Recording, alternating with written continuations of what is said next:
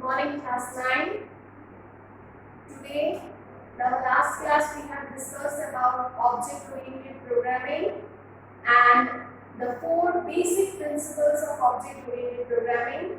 One was your abstraction, second one was your encapsulation, third one was your inheritance, and fourth one was of your polymorphism. So these were the four basic principles which I have discussed in our last class. Today, in this class, I am going to discuss about the two more basic units of object-oriented programming. That is, we all know that object-oriented programming, in short, we call it as OOP, OOP. The two more basic units of object-oriented programming system is, one is your object and the other is your class, which I have discussed in the last class also, but in today's class I am going to discuss more about these two units. Now students, in our last class I told you that when we give instructions to a computer, we use programming languages, and each and every programming language follows one or the other programming models or structures. Okay. So we have learned in our last class about one such programming structure, which is your object-oriented programming. In object-oriented programming, each and every instructions which we give to a computer is broken down into components called object. So we can say that objects are the parts of the instructions. Okay. Instruction is broken down into different parts, and each and every part is called object, also known as entities. We call them entities also. Now this object is divided into again two more parts. One is your real world object, real world objects, and second is your software objects. Now, what is this real world object? From the name itself, you can understand that real world objects are the one or are the objects which we experience in our day-to-day life, which we can see. They are visible to us, they have a perfect shape and size. Okay, so around you, around yourself, whatever things you are seeing, starting from this marker to the blackboard to every or the other things which you are seeing around yourself is a real world object which are visible to you, which have a shape, which have a size. Starting from non-living things to living things, they all are real world objects. Now, real world objects, it has got again two things. One is characteristics and the other is behaviors. This I have already discussed in our last class that each and every object has got two parts. One is your characteristics and the other is behavior. So in the case of real world objects also, it is also having the characteristics and behaviors. Characteristics means the features or specifications of the object, whereas the behaviors are the functions, or you can say the purpose behind that object. What is the verb of that object? What is the purpose of that object? Now say for example of the real world, if I take an example of mobile. Mobile we all have, we all know what it is. So if I take an example of a mobile, it can be also treated as a real world object. Now if I talk about the characteristics of a mobile, what do you mean by the characteristics of a mobile? We mean the model, we mean the different apps present in the mobile, we mean the screen size, we mean the battery, etc. So these are the characteristics of mobile, which is a real world object. And now if I talk about the behaviors of a mobile, then in that case, used to talk. What is the purpose of mobile? We use it to talk, we use it to send SMS, we use to net bank or net banking, use for net banking, use internet. So these are all the behaviors. So from this example you can understand that if I take mobile as a real world object, it has some characteristics, it has got some behaviors, and the characteristics, the features of mobile are like a model number, apps, screen size, battery, etc. Whereas if I talk about behaviors, then what is the purpose or what is the function of a mobile? It is used to talk, it is used to send SMS, it is used while you are used to browse something, when you are on the internet, when you are online, it is used to browse something. So these are all the functions and all the characteristics of a particular object called mobile. So similar way, in every real world object, okay, it has got some characteristics, it has got some functions or behaviors. Okay. Now this is what is a real world object. Similar way, software object. From the term again itself, you can understand software object is the one which are not belonging to our real world. Rather, when we write Java programs, in that case we can use or we can call the objects over there as the software objects. Again I repeat, when we are talking about or when we are writing Java program, in that case each and every part of the program is called software object. Similarly, like real world object, it too has characteristics and behavior. That means we can classify the software object again as characteristics and behaviors. These characteristics, they are called, according to the term of software or according to the term of Java programming, these characteristics are called data members. Whereas the behaviors are called member methods or member functions. So students, you can see over here like real world object has got characteristics and behavior. Similarly, the software objects also has got characteristics and behavior, where characteristics are known as data members and behaviors are known as member methods or member functions. Now, what is the example of software object then? Say for example, if I take student as an example of a software object, in that case, what will be the characteristics? Characteristics will be name, class, roll number, age, subjects. These will be the characteristics of the object student. Whereas what will be the behavior? Accept name,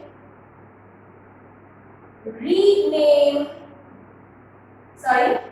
display name, accept class, display class,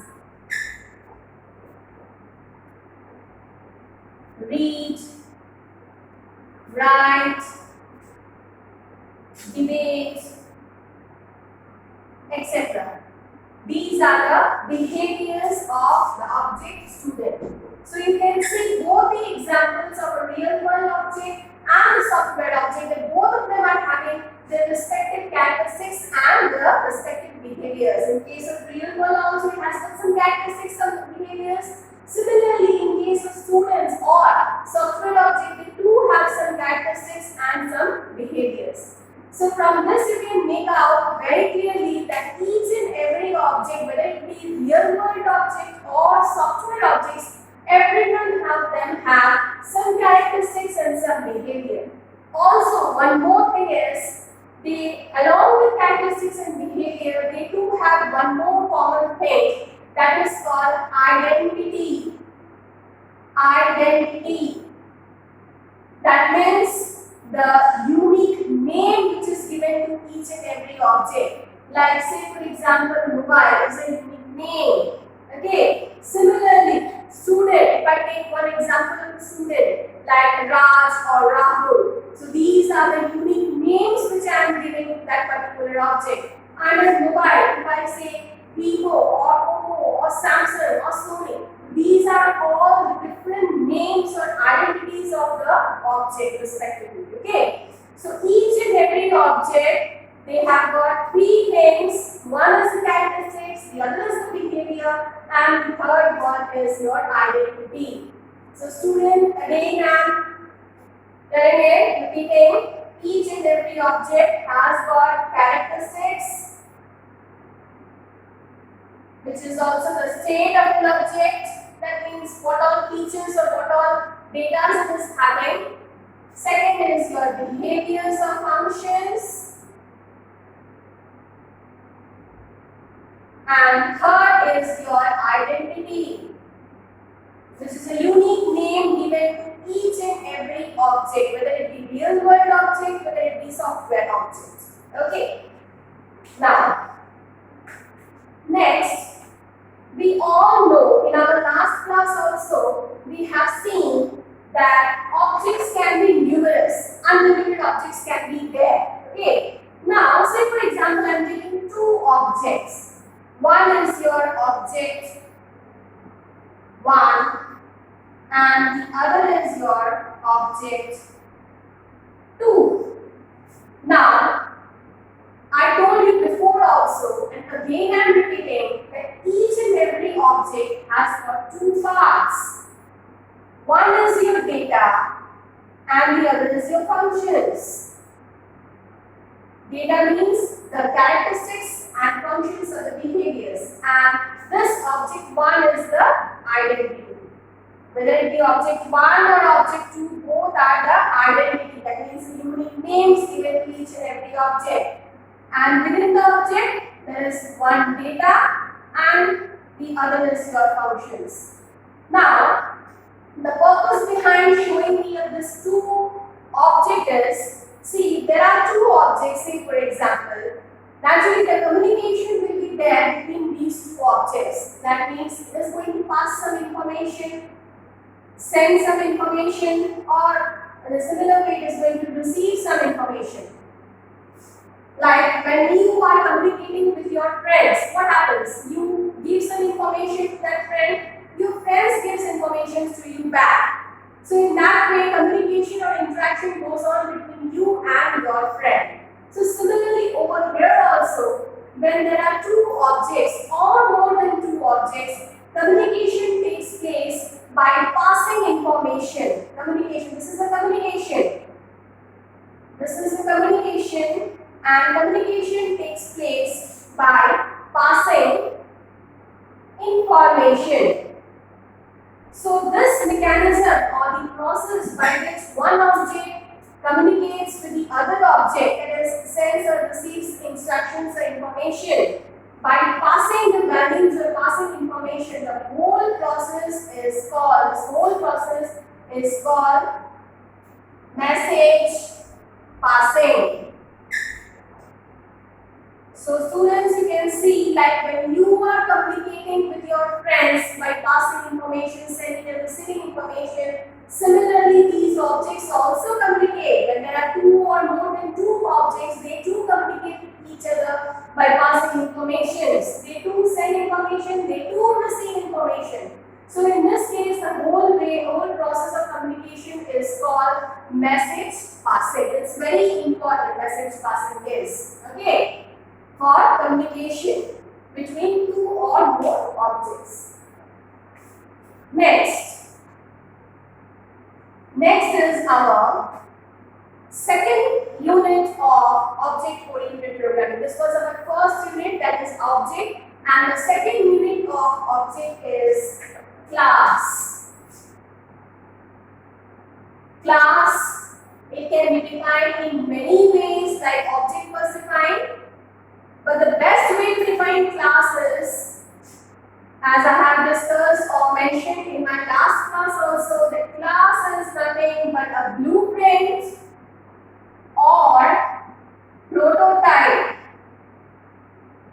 that every object follows. That means class is just a layout, just a design which each and every object should follow. Okay. So class is called blueprint or prototype that each and every object should follow or follows. Also, class has got similarly two parts. Two important elements of class are, one is the characteristics and the other is your behaviors.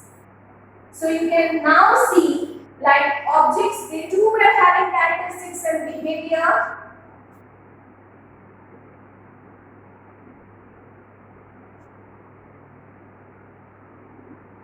And class is also having characteristics and behavior. Okay. Now you can see here, just as I said, the class is a blueprint or prototype that every object should follow. So as this has also got characteristics and behavior, the same format is followed in the object also. That means like class is having characteristics and behavior, object 2 is also having characteristics and behavior. So you can, from this very point, you can say that class and object, they have a close relationship between each other. That means we can say that class and objects are the two sides of a same coin. You all have seen a coin, it has got two sides, one is your head and the other is your tail, but it is connected with the same coin. So similarly, class and object, though they are different, but they can be treated, or they can be treated as the two sides of a same coin because they have got relations between each other.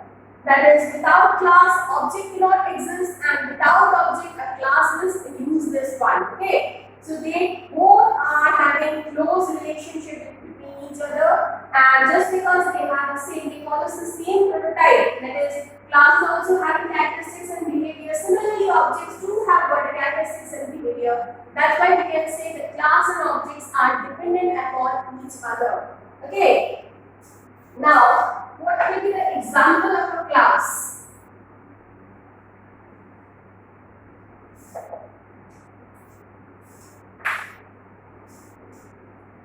Example of a class. If I take fruit or fruits, if this is a class, then the characteristics, again it should be divided into characteristics and behavior. So characteristics will be name, color, shape, etc. So these will be the characteristics. Whereas behaviors, that means what is the function of a fruit? Used for making juice, used for breakfast. In breakfast we usually have fruits, and fruit juice, we all love to drink that juice.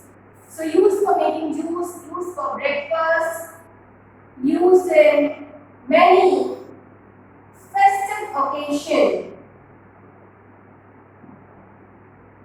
So these can be treated as the behaviors. Now if this is a class, fruit is a class with some characteristics and with some behaviors, and if I take or make an object of the fruit class like apple. Fruit means what? It can be any fruit. Apple, orange, pineapple, etc. So these are the different fruits with the same common characteristics and same common behaviors. So fruit is a class, then apple, orange, pineapple or different types of fruits will be treated as objects with same characteristics, with same behavior. So students, you can see from this example that as I said, class is a blueprint that each and every object must follow or follows. So from here also you can make out this point that fruit is a class with some characteristics and behaviors, and And if I take some examples of fruits, so in that case those examples will be treated as objects with the same characteristic, because apple also will have name, color and shape. Orange will also have name, color, shape as characteristics. Pineapple will also have name, color, shape. These are the characteristics. Similarly, behaviors. Apple, they too will be used for making juice. They too are used in breakfast. They too are used for festival occasions. Similarly with the other fruits also. So you can see, you can make out from this example that class and objects, they have relationship. How? Because class, they have characteristics and behavior. The same thing is followed with the object also. They too will follow the characteristics of that class. They too will follow the behaviors of that class. So in this way, we can say that a class and an object, they are interrelated with each other. They have a relationship with each other. Okay. So apple will be your first object. Say for example, object 1. This will be your object 2. This will be your object 3, and so on. That means in a class, it can consist of numerous or unlimited number of objects. Okay, there will be no limitations in a class. No such limitations will be there. It will be forming numerous number of objects in a class. Now, the next thing is, how will you define a class in Java programming, or how will you create a class in Java programming? To create a class in Java programming, we use a specific word, a keyword, create a class. To create a class in Java, we use a specific word which is called class itself. This is nothing but a Java keyword.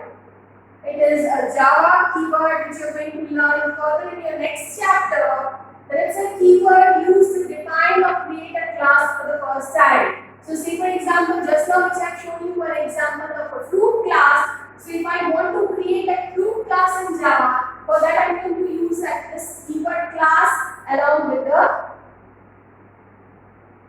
fruit's name. So class fruits, that means we are going to this keyword. It means that we are going to define one class and the name of the class is fruits. Then we are going to use this curly brace to indicate that our class starts now. And under the class, we are going to write the characteristics. What were the characteristics? It was having name, color, shape. And what are the behaviors? Used for breakfast, used in making juice, used in festive occasions. So you can see inside the class I have mentioned the characteristics of that particular class and I have mentioned the behaviors of that class. After giving all the characteristics and the behaviors, next we are going to close the class with a closed curly brace. This is your open curly brace to indicate that your class starts from here, and this is the closed curly brace which means that your class ends over here. So this is the starting of a class, and this is the ending of a class. So you can see here how we have created a class in Java. We have used the keyword class and then the name of the class, followed by open curly brace, that means or to indicate that the class starts from there. Inside the class block, this is the block where you are writing multiple statements together in a group. So inside the class you have to mention the characteristics of that class and the behaviors of that class. And after giving all the characteristics and behavior, then you have to close the class using this curly brace, which means that your class ends over here. Okay. Now next is, after creating the class, our next work is how will you create an object then? This is the way we have seen to create our class. Now we are going to see how to create an object. So if I am taking an example of this fruit class, so I am going to create an object of the fruit class. So after creating the class fruit, next is how to create an object. So in that case, the syntax for creating an object is, first of all, you have to give the class name, a space, and then the object name equal to new. New is the operator, followed by the class name again, and a parenthesis or a first bracket. So if I take an example of the fruit class, so fruit will be our first word, followed by the object name. Say for example, apple equals to new fruits, or fruits orange equals to new fruits. So you can see two types of object I have created. One name is your apple, the other name is your orange. They both are object of the same class, that is fruit.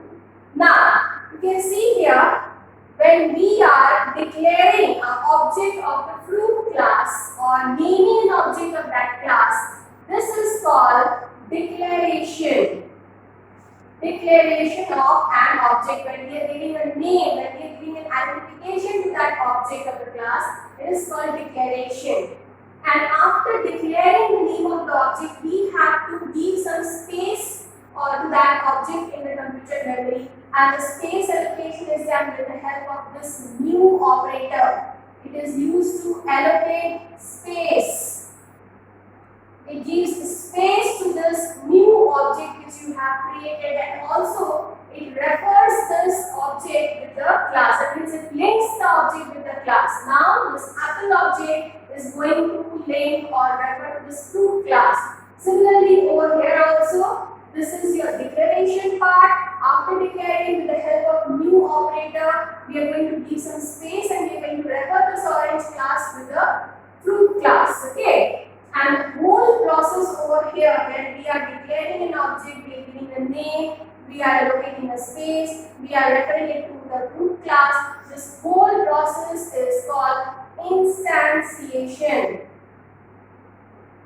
That means instantiation is a process where we are creating an object of a particular class. So we can see here that while we are creating an object, we have to go through three steps. First is your declaring, then giving a space and referring it to the class, and third, the whole process is called instantiation. Okay. So this is how an object of a class can be created. So with this, I am ending my class today.